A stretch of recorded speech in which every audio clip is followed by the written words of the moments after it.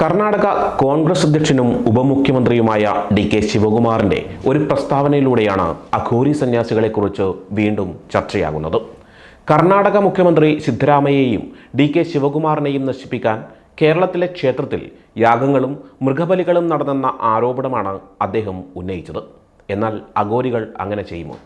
അങ്ങനെ ചെയ്തിട്ടുണ്ടെങ്കിൽ അത് യഥാർത്ഥ അഘോരി സന്യാസികൾ തന്നെയാണോ? ആരാണ് അഘോരികളെന്ന് നമുക്കൊന്ന് പരിശോധിക്കാം.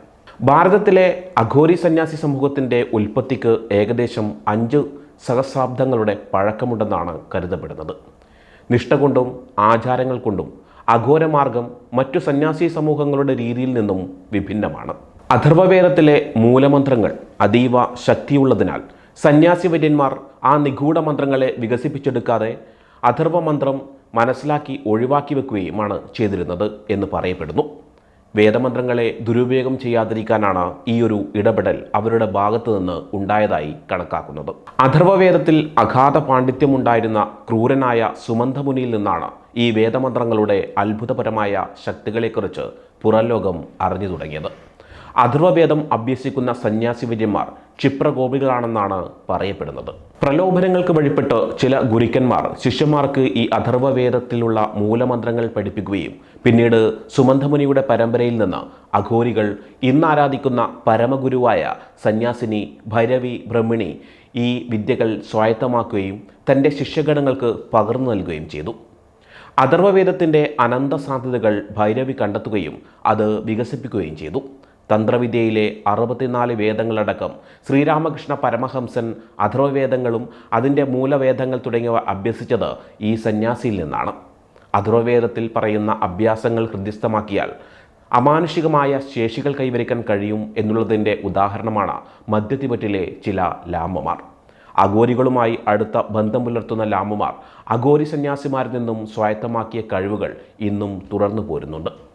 അഘോരി സന്യാസി സമൂഹത്തെക്കുറിച്ച് ഇന്ന് വിവിധ മാധ്യമങ്ങളിലും വെബ്സൈറ്റുകളിലും പ്രചരിപ്പിച്ചു വരുന്ന നുണക്കഥകളുടെ പ്രചാരണം തീർത്തും അപലപനീയം ആണെന്ന് പറയാതെ വയ്യ. എരിയുന്ന ചിതയിൽ നിന്നും മനുഷ്യ ശരീരത്തിൻ്റെ ഭാഗങ്ങൾ കടിച്ചു വലിച്ചു തിന്നുന്ന രംഗങ്ങൾ ഭീതിപ്പെടുത്തും വിധം പല വെബ്സൈറ്റുകളിലും കാണാൻ കഴിയും. നീണ്ട താടിയും ജടപിടിച്ച മുടിയും ശരീരമാസകലം ചുടലഭസ്മം പൂശി ഒരു കൈയിൽ ത്രിശൂലവും മറുകൈയിൽ തലയോടും പിടിച്ചു നിൽക്കുന്ന ഇവരാണ് അഘോരികൾ എന്ന പേരിൽ ചില വിഡ്ഢിത്തം ചിലർ പറഞ്ഞു പരത്തുന്നുണ്ട്. എന്നാൽ ഇവരല്ല യഥാർത്ഥ അഘോരികൾ. മഞ്ഞ വസ്ത്രങ്ങൾ ധരിച്ച് രുദ്രാക്ഷമാലകൾ കഴുത്തിലണിഞ്ഞ് താടിയും ജടപിടിച്ച മുടിയും വളർത്തി ഭസ്മക്കുറിയും സിന്ദൂരവും ചാർത്തി കമണ്ഡലവും ത്രിശൂലവും കയ്യിലേന്തി കടഞ്ഞെടുത്ത ദേഹപ്രകൃതിയോടെ ഉറച്ച കാൽവെപ്പുകളുമായി നടന്നെടുക്കുന്ന അഘോരി സന്യാസിമാരെ അവരുടെ യഥാർത്ഥ തേജസ്സിൽ നിന്ന് നമുക്ക് തിരിച്ചറിയാൻ കഴിയും. അതിതീഷ്ണമാണ് അവരുടെ കണ്ണുകൾ. ചോര പൊടിയുന്ന ആ നോട്ടം എതിരിട്ട് നിൽക്കുക സാധാരണ മനുഷ്യജീവന് അപ്രാപ്യമാണ്. ആരെയും ശ്രദ്ധിക്കുകയോ ഭിക്ഷയാചിക്കുകയോ അഘോരികൾ ചെയ്യില്ല. ഈ കൂട്ടരെ കണ്ടെത്തുകയും എളുപ്പമല്ല. കാശിയിലും ഉത്തരകാശിയിലും 9 ശക്തിപീഠങ്ങളിലും കുംഭമേള നടക്കുന്ന സ്ഥലങ്ങളിലുമാണ് ഇവരെ കണ്ടെത്താൻ സാധ്യത. ഉത്തരേന്ത്യയിലെ കൊടുംകാടുകളിലും ഹിമാലയത്തിലുമാണ് ഇവർ സ്ഥിരമായി കഴിയുന്നത്. അമാനുഷികമായ സിദ്ധികൾ പൊതുവേദികളിൽ പ്രദർശിപ്പിക്കാനോ പ്രഭാഷണങ്ങൾ നടത്താനോ ഇവർ ഒരിക്കലും തയ്യാറാവുകയില്ല. അഘോരി സന്യാസി സമൂഹത്തിൽ സന്യാസിമാരുമുണ്ട്. പ്രജനനം ഇവർക്ക് നിഷിദ്ധമായതിനാൽ പുതിയ അംഗങ്ങളെ ചേർക്കുന്നതാണ് ഇവരുടെ രീതി. അനവധി കടുത്ത പരീക്ഷണ പ്രക്രിയ കടമ്പകൾ കടന്നതിനു ശേഷം മാത്രമേ സംഘത്തിൽ പ്രവേശനം സാധ്യമാകൂ. വർഷങ്ങളോളവും മാസങ്ങളോളവും നീളുന്ന നിരീക്ഷണ സമയത്ത് പിന്തള്ളപ്പെടുന്ന കൂട്ടരാണ് വേഷം കെട്ടി മൃതദേഹവും ചുറ്റുനിന്ന് നടക്കുന്ന ഞങ്ങളും അഘോരികളാണ് എന്ന് പറയുന്ന കൂട്ടർ. ഈ രണ്ടാമത്തെ കൂട്ടർ ചെയ്യുന്ന അധമ പ്രവൃത്തികളൊന്നും തന്നെ യഥാർത്ഥ അഘോരികൾ ചെയ്യുന്നില്ല എന്നതാണ് സത്യം. തങ്ങളുടേതായ ആചാരാനുഷ്ഠാനങ്ങളിൽ ഉറച്ചുനിന്ന് പ്രകൃതിയുമായി ഇണങ്ങി പ്രകൃതിയിലെ അത്ഭുതസിദ്ധികൾ സ്വായത്തമാക്കി ആത്മശാന്തിയും സമാധാനവും നേടി ജീവിക്കുന്ന ഒരു സന്യാസി സമൂഹമാണ് അഘോരികൾ. വടക്കേ ഇന്ത്യയിലെ ഹിന്ദുമത സംഘടനകളാണ് ഈ സന്യാസി സമൂഹത്തിന് സാമ്പത്തിക സഹായം നൽകുന്നത് എന്നാണ് പറയപ്പെടുന്നത്. കടുത്ത യാഥാസ്ഥിതികരായ അഘോര മാർഗത്തിൽ ജീവിക്കുന്ന ഒരു ചെറിയ വിഭാഗമാണ് അഘോരികൾ. ഈ സംഘവുമായി ചേർന്നതിന് ശേഷം അഘോര ദീക്ഷ കൈവരിക്കാൻ കഴിയാതെ പുറന്തള്ളപ്പെടുന്നവരാണ് സമൂഹത്തെ തെറ്റിദ്ധരിപ്പിക്കുന്നവർ. ഈ മായാപ്രപഞ്ചത്തിൻ്റെ നശ്വരത മനസ്സിലാക്കിയ ചില ജ്ഞാനികൾ പ്രകൃതിയാണ് സത്യമെന്ന് മനസ്സിലാക്കിയതിൻ്റെ ഫലമായാണ് അഘോരി മാർഗം രൂപീകൃതമായതെന്ന് പറയപ്പെടുന്നു. സുഖദുഃഖ സമ്മിശ്രമാണ് ജീവിതമെങ്കിലും ദുഃഖമാണ് മനുഷ്യജീവിതത്തിൽ കൂടുതൽ. ജീവിച്ചു തീർക്കുന്ന ഓരോ നിമിഷവും ആദിയും വ്യാധിയും കടന്നു പോകുന്ന മനുഷ്യജീവിതത്തെ മറികടക്കുന്ന ചിന്തകളാണ് അഘോരികൾ മുന്നോട്ട് വയ്ക്കുന്ന ജീവിതചര്യ. ക്ഷണികമായ മനുഷ്യജീവിതത്തിൽ സംജാതമാകുന്ന ജനനം മുതൽ മരണം വരെയുള്ള ജീവിത പ്രക്രിയകളെയെല്ലാം മറന്നുള്ള ഒരു ലോകമാണ് അഘോരികൾ വിഭാവനം ചെയ്യുന്നത്. ജീവിച്ചിരിക്കുന്ന സമയം ശരിക്കും ആസ്വദിക്കുക, ആനന്ദം കൊണ്ട് മനസ്സിനെ നിറക്കുക, അതിനെ പ്രകൃതിയെ കൂട്ടുപിടിക്കുക. പ്രകൃതി നൽകുന്ന ശരീരം കൊണ്ട് പ്രകൃതിയെ മറികടക്കുന്ന ചിന്തകൾ ഒഴിവാക്കി പ്രകൃതിയിൽ ലയിച്ച് ജീവിക്കുകയാണ് അഘോരികൾ മുന്നോട്ട് വയ്ക്കുന്ന തത്വം. പ്രകൃതി ശക്തിയെ അറിയുക, പിന്നെ മന്ത്രതന്ത്രങ്ങളിലൂടെ ആ ശക്തിയെ വരുതിയിലാക്കാൻ പഠിക്കുക. ശക്തിയാണ് സൃഷ്ടിയുടെ കാരണം എന്ന തത്വത്തെ അധിഷ്ഠിക്കുന്ന അഘോരികൾ അടിസ്ഥാന മന്ത്രജപത്തിലൂടെ അഗ്നിയെയും നിയന്ത്രിക്കാൻ പഠിക്കുന്നു. അഘോര മന്ത്രങ്ങൾ 51 അക്ഷരങ്ങൾ ഉൾക്കൊള്ളുന്നവയാണ്. ഈ ഓരോ അക്ഷരവും 1,00,000 തവണ ജപിച്ചാൽ മാത്രമേ മന്ത്രസിദ്ധി സാധ്യമാകൂ എന്ന് പറയപ്പെടുന്നു. അഘോരികൾ മാസത്തിൽ 3,00,000 തവണയെങ്കിലും ജപിക്കുന്ന ഗൗരി ബീജാക്ഷര മന്ത്രം ഗുരുവിൽ നിന്ന് വിധിപ്രകാരം നേടുന്ന ഒന്നാണ്. ഈ ത്രാടക പ്രയോഗം അനുഷ്ഠിച്ചു കഴിഞ്ഞാൽ ഒരഘോരിയുടെ കണ്ണുകൾ തീജ്വാല പോലെ തിളങ്ങി നിൽക്കും. പൂർണ്ണമായും അഘോരികളായ സന്യാസിവരന്മാർക്ക് പിന്നെയും 15 വർഷത്തെയെങ്കിലും അതികഠിനമായ പ്രവൃത്തി കൊണ്ട് നേടാവുന്ന മറ്റൊരു ക്രിയയാണ് ഖേചരി പ്രയോഗം.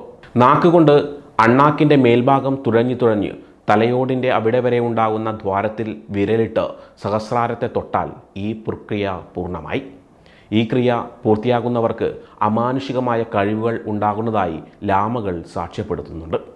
മനുഷ്യചിന്തകൾക്ക് അതീതമായി പ്രവർത്തിക്കുവാൻ കഴിയുന്ന തരത്തിലാണ് ഓരോ അഘോരി സന്യാസിമാരുടെയും മനഃശക്തി. പ്രകൃതിയിൽ നടക്കുന്ന എല്ലാ മാറ്റങ്ങളും ഇവർക്ക് ഞൊടിയിടയിൽ നടത്തുവാൻ കഴിയും. പരകായ പ്രവേശം നടത്തുവാൻ അഘോരികൾക്ക് കഴിയും. കുണ്ടലിനി ശക്തിയെ ഉണർത്താൻ അപാരമായ കഴിവാണ് ഈ കൂട്ടർക്ക്. സാധകന് സ്വന്തം ശരീരത്തെ തന്നെ അനുഭവിക്കാൻ കഴിയുന്ന അവസ്ഥയാണ് കുണ്ടലിനി യോഗമെന്ന് അറിയപ്പെടുന്നത്. ഈ വിദ്യ പരമശിവൻ പാർവതി ദേവിക്ക് ഉപദേശിച്ചു കൊടുത്തതാണ് എന്ന് പുരാണങ്ങളിൽ പറയപ്പെടുന്നു. ലഹരി വസ്തുക്കളും മാംസഭക്ഷണങ്ങളും അഘോരി മാർഗത്തിൽ അനുവദനീയമാണ്. പക്ഷേ എല്ലാം പരിമിതമായ അളവിൽ മാത്രമേ ഉപയോഗിക്കൂ. സൂര്യൻ്റെ ഊർജ്ജവും ശുദ്ധജലവും ഉണ്ടെങ്കിൽ അഘോരികൾ അനേക ദിവസം ജീവിക്കും എന്ന് പറയപ്പെടുന്നു. രാത്രി അഘോരികൾ ഉറങ്ങാറില്ല. മന്ത്രജപമാണ് ഈ സമയം നടത്തുക. സന്ധ്യാവന്ദനവും സൂര്യാരാധനയും കൃത്യമായി നടത്തുന്ന ഇവർ പ്രഭാതവന്ദനവും കഴിഞ്ഞതിന് ശേഷമേ ഉറങ്ങാറുള്ളൂ. സ്ത്രീക്കും പുരുഷനും തുല്യമായ പ്രാധാന്യമാണ് അഘോരികൾക്കിടയിൽ. സ്ത്രീ പുരുഷ സംഭോഗം ഇവർക്കിടയിൽ നിഷിദ്ധമാണ്. പക്ഷേ ഭോഗിക്കാതെ തന്നെ ലൈംഗിക സാക്ഷാത്കാരം നടത്താൻ ഇവർക്ക് കഴിയും. യഥാർത്ഥ അർദ്ധനാരീശ്വര സങ്കല്പമാണിത്. ഊർജവും ജഡവും യോജിക്കുക തന്നെ വേണം. അപ്പോൾ മാത്രമേ പൂർണ്ണതയിലേക്കുള്ള പ്രയാണം പൂർത്തിയാകുന്നുള്ളൂ. സ്ത്രീയും പുരുഷനും സംഭോഗത്തിൽ ഏർപ്പെടുമ്പോൾ ലഭിക്കുന്ന ആനന്ദം ക്ഷണികമാണ്. പെട്ടെന്നുള്ള ഇന്ദ്രിയ സ്ഖലനമല്ല യഥാർത്ഥത്തിലുള്ള ആനന്ദം. 1-2 മണിക്കൂറുകൾ കൊണ്ട് ആനന്ദത്തിൻ്റെ പരമോന്നതിയിലെത്തിയ ശേഷം മാത്രം നടക്കുന്ന സ്ഖലനമാണ് യഥാർത്ഥത്തിലുള്ള ആനന്ദമൂർച്ച. സ്ഖലനം എത്ര നേരം വേണമെങ്കിലും നീട്ടിക്കൊണ്ടുപോകാൻ അഘോരികൾക്ക് കഴിയും. പൗർണമി ദിവസം മാത്രമേ അഘോരികൾ ഈ സാക്ഷാത്കാരത്തിന് വേണ്ടി തുനിയുകയുള്ളൂ. അഘോരികളെക്കുറിച്ച് പല പ്രാചീന ഗ്രന്ഥങ്ങളും ഭാരതത്തിൽ ഉണ്ടായിരുന്നെങ്കിലും അതൊന്നും ഇന്ന് ലഭ്യമല്ല. ദിനഗ്രോം, ടോക്രോം എന്നിവരുടെ ചില ഗ്രന്ഥങ്ങൾ അഘോരികളെക്കുറിച്ച് പറയുന്നുണ്ടെങ്കിലും വാമഭാഗ അഘോരികളെക്കുറിച്ച് നാമമാത്രമായ അറിവുകളേ ഉള്ളൂ. ഹ്യുയാൻസാങ് അഘോരികളെ കണ്ടതായി സാക്ഷ്യപ്പെടുത്തിയിട്ടുണ്ട്. പ്ലിനി, മാർക്കോപോളോ തുടങ്ങിയവരും അഘോരപദത്തോട് സാമ്യമുള്ള ചില സിദ്ധാന്തങ്ങൾ എഴുതിയിട്ടുണ്ടെന്നും പറയപ്പെടുന്നു. അഘോരികളുടെ മരണവും വിചിത്രമാണ്. തപശക്തിയിലൂടെ മരണം മുന്നേറാൻ കഴിയുന്നവരാണ് ഇവർ. ആ സമയം ഒരു ശിഷ്യനെയും കൂട്ടി നിബിഡമായ വനത്തിനുള്ളിൽ എവിടെയെങ്കിലും പോയി ശിഷ്യന് തനിക്ക് സ്വായത്തമായ എല്ലാ സിദ്ധികളും നൽകി ജീവൻ വെടിയുന്നു. സമാധിയായ അഘോരിയുടെ തലയോട് ശിഷ്യന് അവകാശമുള്ളതാണ്. ഇത് സ്വന്തമായി ഉപയോഗിക്കുകയോ ചാമുണ്ഡി ദേവിയുടെ വിഗ്രഹത്തിന് മുന്നിൽ വയ്ക്കുകയോ ചെയ്യും.